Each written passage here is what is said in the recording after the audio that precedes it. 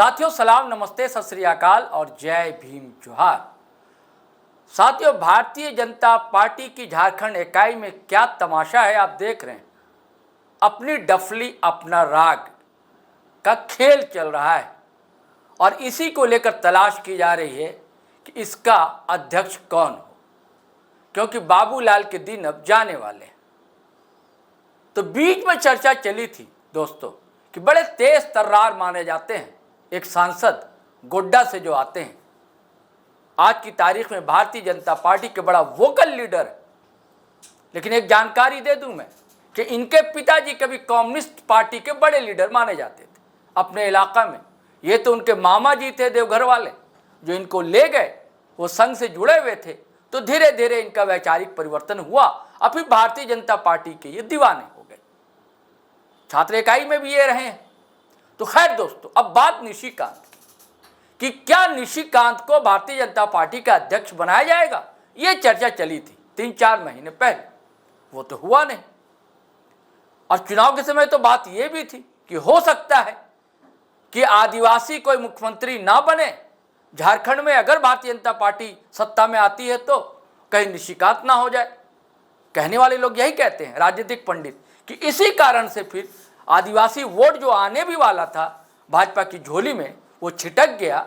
अब फिर वो हेमंत बाबू की ओर यानी कि इंडिया अलायंस की तरफ चला गया, क्योंकि इन लोगों को डर सता गया कि इस बार भी ऐसा ना हो कि नया रघुवर प्रयोग हो और निशिकांत दुबे के हाथ में सत्ता चली जाए, वो झारखंड के मुख्यमंत्री हो जाए।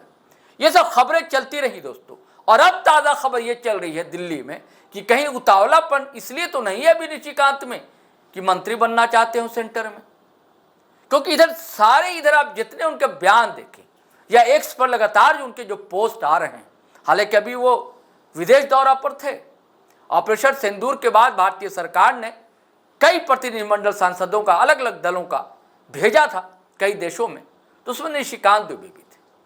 ज़्यादातर वो गल्फ देशों में गए और जानकर आपको हैरानी होगी, उनकी और असदुद्दीन ओवैसी की ट्यूनिंग शानदार जम रही थी। तस्वीरें भी वो लोग साथ साथ खिंचा रहे थे। ज़्यादातर ग्रुप तस्वीरें हैं, लेकिन आप गौर करेंगे तो देखेंगे कि निशिकांत दुबे और ओवैसी अगल बगल खड़े हुए मुस्कुराते हुए मिलते हैं। ये सारी कहानी को हम समझेंगे दोस्तों अपने पॉलिटिकल एडिटर शैलेंद्र सिन्हा से। सिलसिलेवार वो बताएं कि मामला क्यों है, कहीं ये उतावलापन तो नहीं कि साहब बहुत कुछ बोल रहा हूँ मैं आपके लिए, इतना कुछ कर रहा हूँ मैं आपके लिए, एक मंत्री पद पे एक अदद दे दीजिए। जी शैलेंद्र जी बताएं आप।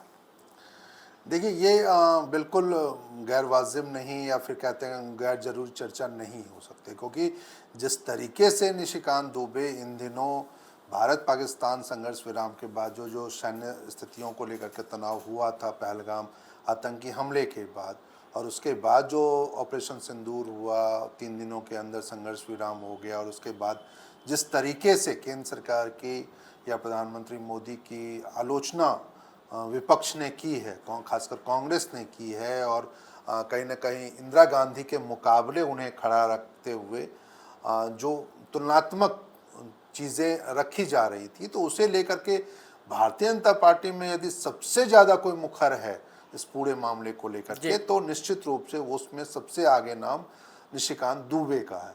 यही वजह है, देखिए, जो आज पिछले कई दिनों कि यदि उनके सोशल मीडिया के पोस्ट को देखा जाए तो अलग अलग कहानियाँ या अलग अलग चर्चाएं, अलग अलग चीज़ें जो पंडित नेहरू के दौर से लेकर के और इंदिरा गांधी तक की चीज़ें थी, उसकी चर्चा उन्होंने अपने सोशल मीडिया पोस्ट के माध्यम से की। हालांकि कहीं भी उसका जिक्र जो है वो समाचारों की सुर्खियाँ नहीं बनी है, लेकिन वो सोशल मीडिया में इन तमाम अपने टेक्स्ट के माध्यम से या फिर उनके डॉक्यूमेंट्स के माध्यम से उन्होंने इन चीज़ों को रखा है, जिसका सीधा सीधा मतलब ये है जो वो कहीं ना कहीं इस पूरे मामले में, जब कांग्रेस हमलावर है प्रधानमंत्री मोदी को लेकर के, राहुल गांधी तक ये क्या, अभी जब वो मध्य प्रदेश अपने दौरे पे गए थे तो वहाँ पे भी उन्होंने कांग्रेस कार्यकर्ताओं नेताओं को संबोधित करते हुए कहा था जो प्रधानमंत्री अमेरिकी राष्ट्रपति के दबाव में है।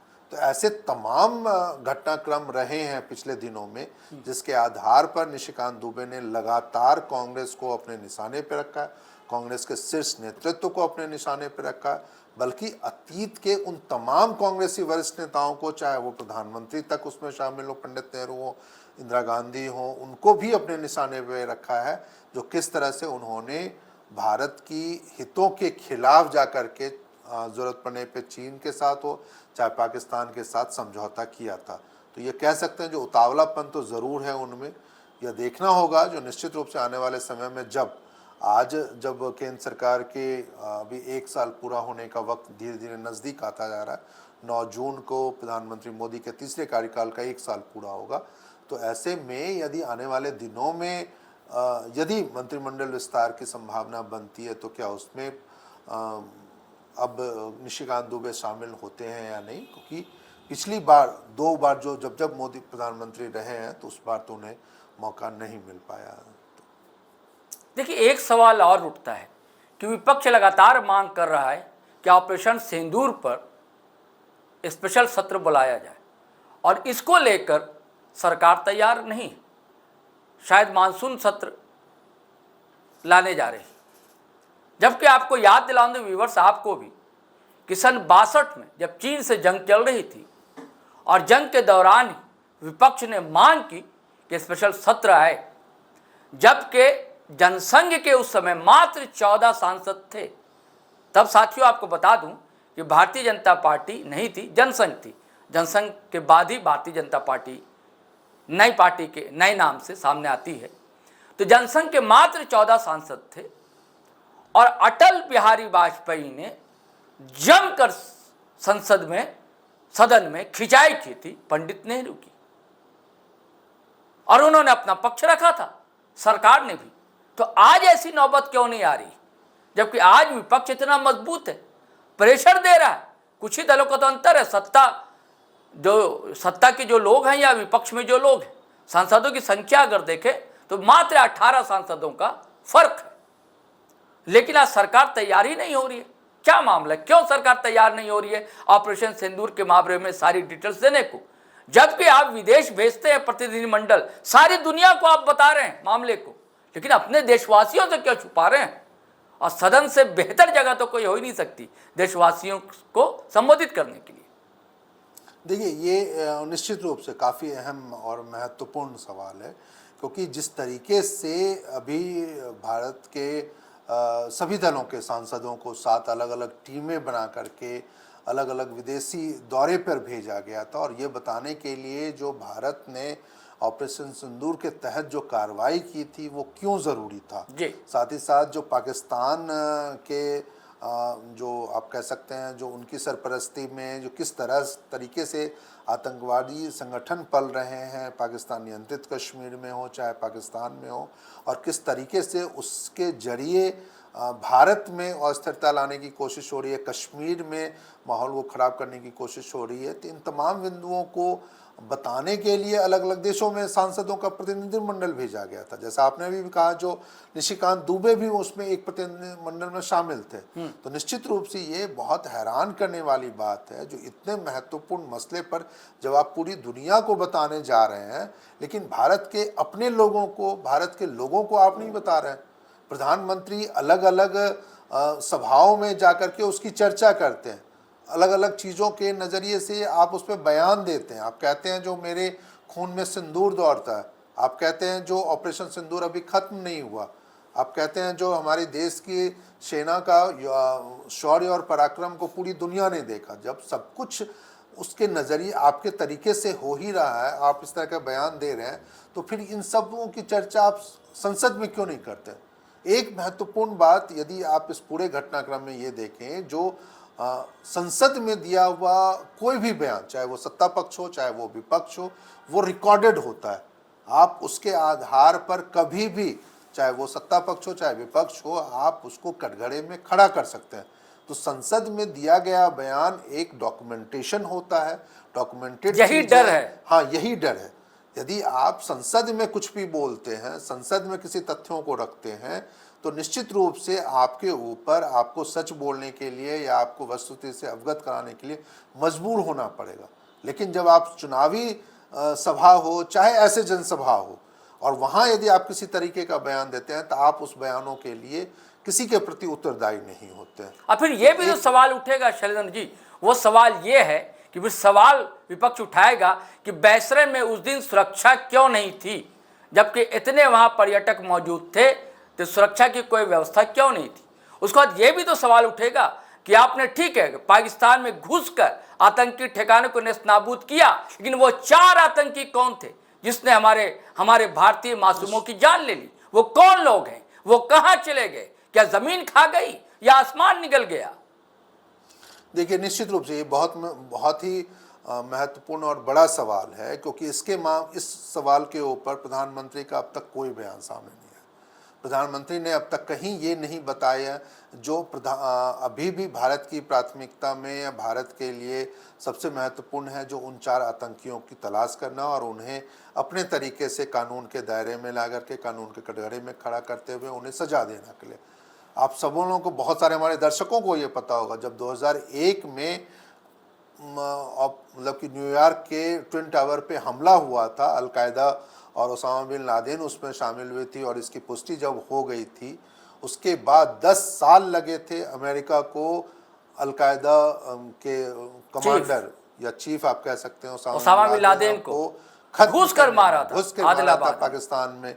जी, तो 10 साल में जाके उन्होंने अपने सबसे बड़े जो आप कह सकते हैं जो दुश्मन था उसकी उन्होंने खबर ली, या फिर उसको उन्होंने उसके अंजाम तक पहुंचाया था जो उनके अपनी चीजें थी। और हम तो अजहर मसूद को वापस करके आते हैं।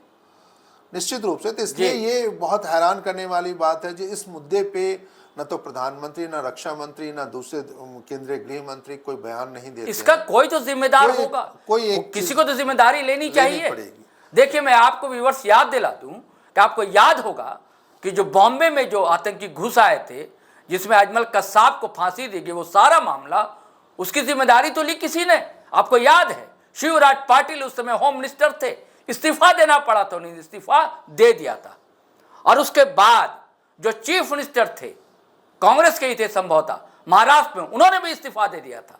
जो महाराष्ट्र के होम मिनिस्टर थे उन्होंने भी इस्तीफा दे दिया था। तो आज जिम्मेदारी तो किसी को लेनी होगी ना। जिम्मेदारी से लोग क्यों भाग रहे हैं चंद्र जी? देखिए, ये निश्चित रूप से ये जिम्मेदारी से भागने ही वाली घटनाक्रम है, क्योंकि आज भी जब संसद के मानसून सत्र का ऐलान हुआ है और 21 जुलाई से 12 अगस्त तक संसद के मानसून सत्र में दोनों सदनों की बैठकें होंगी, तो वहाँ के उन बैठकों का एजेंडा जो बताया गया है शुरुआती तौर पर केंद्रीय मंत्री किरेन रिजिजू के द्वारा, तो उसमें उन्होंने कहा है जो कई विधेयकों पे चर्चा होगी, लेकिन उसमें उन्होंने एक बार भी ये नहीं कहा जो ऑपरेशन सिंदूर या पहलगाम आतंकी हमले पे भी केंद्र सरकार कोई बातचीत करने को तैयार है। तो ऐसे में निश्चित रूप से ये इस पूरे मामले को लेकर के न तो सरकार संसद में इस मामले को ले जाने को उत्सुक नजर आ रही है, और ना ही देशवासियों को इस पूरे मामले को देने की कोशिश कर रही है। अभी देखिए, जो पिछले दिनों एक खबर और आई थी, जो 9 जून से, जिस दिन प्रधानमंत्री मोदी के तीसरे कार्यकाल का 1 साल पूरा होता, 9 जून से घर घर सिंदूर बांटे जाने की चर्चा, एक खबर आई थी। उस खबर के आने के बाद देश के प्रमुख कई अखबारों ने उस खबर को अपने फॉलो भी किया और उसको उन्होंने जगह दी थी अपने समाचार पत्रों में या फिर वेबसाइट पे ऊपर। लेकिन उसके 2 दिनों के बाद जब ये खबर आई, तो तीसरे दिन ये अमित मालवीय जो सोशल मीडिया हेड है बीजेपी IT सेल के, उन्होंने कहा जो ये एक फेक न्यूज है। उसके बाद कई लोगों ने जरूर, जब बाजी पलट गई, निश्चित रूप से, क्योंकि उसकी बहुत आलोचना हुई थी इस मामले को लेकर के, इस मतलब कि घटनाक्रम या इस खबर को लेकर के, तो 3 दिन लग गए उनको इस खबर का खंडन करने में, जो नहीं सरकार की ऐसी कोई योजना नहीं है या भारतीय जनता पार्टी की ऐसी कोई योजना नहीं है। तो ऑपरेशन सिंदूर को लेकर के अलग अलग तरीके से माहौल बनाने की कोशिशें जरूर हो रही है। जैसे अभी भी ये चर्चा आ रही है जो जल्दी ही ऑपरेशन सिंदूर 2.0 भी हो सकता है। यही वजह जो पिछले दिनों जो कई जो सीमावर्ती राज्य हैं, 5 राज्य हैं, उनके कई इलाकों में मॉक ड्रिल भी हुआ था। तो ऐसे में सरकार की नीयत ऑपरेशन सिंदूर को लेकर के देशवासियों को बताने की हो, चाहे विपक्ष के नेताओं को बताने की हो, विपक्ष को बताने की बात हो, तो वो बहुत ही फेयर नजर नहीं आती। यही वजह जो इस बार देखिएगा, जैसे मानसून सत्र शुरू होगा तो निश्चित रूप से विपक्ष ऑपरेशन सिंदूर या पहलगाम आतंकी हमले को लेकर के मुखर रहेगा और वह चाहेगा जो इस पूरे मसले पर संसद में चर्चा हो, और हंगामा भी इसी वजह से हो सकता है। चलिए अब फिर लौटते हैं सारे राष्ट्रीय परिदृश्य को घूमते हुए निशिकांत दुबे पर, गोड्डा के बीजेपी सांसद। झारखंड में उबाल है, आदिवासी बेहाल हैं, उनके कई सवाल हैं जिनका जवाब सरकार नहीं दे रही है। तो ये सवाल उनका केंद्रीय सरकार से भी है, जैसे सरना कोड है, जैसे पेशा कानून है। पिछले बार तो डबल इंजन सरकार थी रघुवर दास के दौर में, तब भी पेशा कानून लागू नहीं हो सका। लेकिन आज निशिकांत दुबे आदिवासी सवाल पर खामोश क्यों है शैलेंद्र जी? देखिए, ये कह सकते हैं जो ये उनकी मजबूरी है, क्योंकि झारखंड में भाजपा प्रमुख विपक्षी दल की हैसियत रखती है और वह है भी। तो इस तमाम मुद्दों पे जो आदिवासियों से जुड़े मुद्दे हों, जैसे आज झारखंड बंद का भी ऐलान किया है, तो उससे भी जिस प्रकार से भाजपा ने दूरी बनाई रखी है, आदिवासी से जुड़े मामलों पे दूरी बनाई रखी है, चाहे वो पेशा कानून हो, चाहे आदिवासी सरना धर्म कोड का मामला हो, तो जिस तरीके से उन्होंने दूरी बनाई रखी है, तो उसके लिए मजबूरी है जो निशिकांत दुबे इस मुद्दे पर चुप हैं। लेकिन यह भी एक सवाल उठता है जो अक्सर सभी बिंदुओं पे कह सकते हैं, या सभी मुद्दों पे, प्रमुख मुद्दों पे, झारखंड के मुद्दों पे वो लगातार हेमंत सरकार के ऊपर हमलावर रहे हैं। लेकिन ऐसे ऐसे मुद्दे जो आज झारखंड की ज़रूरत है और विपक्ष के रूप में भाजपा को उठाना चाहिए था, इस तमाम मुद्दों को एक सांसद के रूप में उसको अपने पोस्ट पे हो, चाहे फिर अपने बयानों के जरिए हो, वो केंद्र तक उनको बात रखनी चाहिए थी। लेकिन बावजूद इसके निशिकांत दुबे इस पूरे मामले में विफल साबित होते हैं। वो केंद्रीय कह सकते हैं जो राजनीति तो कर रहे हैं, लेकिन झारखंड के मुद्दों पे वो बिल्कुल चुप हैं। और यही वजह है जो शायद मुझे नहीं लगता है जो आने वाले दिनों में उनकी बहुत अच्छी कोई भूमिका झारखंड के बीजेपी में, जैसा आपने कहा था, जो पार्टी अलग थलग या अपनी रफली अपना राग बजा रही है, तो ऐसे में तो यही लगता है जो निशिकांत दुबे इस पूरे मामले में अलग थलग है। और यही वजह है जो किसी भी एक कार्यक्रम में भी उनकी उपस्थिति या उनकी मौजूदगी वो शायद बहुत कम नज़र आती है, जो खासकर झारखंड की राजधानी रांची में यदि कोई कार्यक्रम होता है तो उन मामलों में। चलिए साथियों, अब विराम देते हैं हम लोग अपनी चर्चा को, अपने विमर्श को। फिर नए वीडियो के साथ हम लोग हाजिर होंगे, लेकिन तब तक के लिए वही आग्रह है, गुजारिश है कि अगर आपने हमारा चैनल सब्सक्राइब नहीं किया दोस्तों तो ज़रूर कर लीजिए, और सब्सक्राइब कर लिया है तो ज्वाइन बटन भी दबा दें आप, अच्छा लगेगा हमें। आप सहयात्री हो जाएंगे हमारे, हम सफ़र हो जाएंगे। और साथ ही हम लोग फेसबुक पर हैं, इंस्टाग्राम पर है, वहाँ भी आप आएँ, अच्छा लगेगा हमें, बल मिलता है, ताकत मिलती है। और साथियों, वीडियो धड़ाधड़ फटाफट खटाखट शेयर करें, लाइक करें, कमेंट करें और आज्ञा दें, इजाज़त दें। जय हिंद, जय भारत।